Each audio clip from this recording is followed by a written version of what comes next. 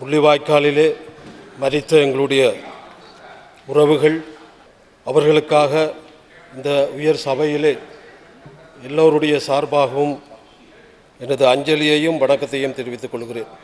அரசாங்கம் இதுவரை சேவையில் ஈடுபடும் பதில்கடமை அதிபர்களை நிரந்தரமாக்குதல், அரசாங்கம் அதிபர் வெற்றிடம் ஏற்பட்ட உடனே நிரப்புவதற்காக ஒரு தொகை அதிபர்மார்களை தயார் நிலையில் வைத்துக்கொள்ளும் கிரம முறையை கையாளல், அரசாங்கத்தால் குறைந்த 2 வருடங்களுக்கு ஒரு முறையினும் பரீட்சை நடாத்தி அதிபர்களை தெரிவு செய்து வைத்துக்கொள்ளல், இதுக்கு மேலாக சேவை மூப்பு அடிப்படையிலும் அதிபர் தெரிவினை மேற்கொள்ள கூடிய காத்திரமான வேலை திட்டத்தினை அமல்படுத்துதல் இவை எனது சிபார்சுகளாக இருக்கும். எனவே இந்த விடயத்திலே அரசாங்கம் தனது கவனத்தை எடுத்துக்கொள்ள வேண்டும் என்று நான் இந்த சபையிலே கேட்டுக்கொள்கிறேன். இந்த கன்னிவடியால் பாதிக்கப்பட்ட எங்களுடைய மக்கள், அவர்களுக்கு நிவாரணம் வழங்குவது என்பது காணல் நீராக இருக்கிறது.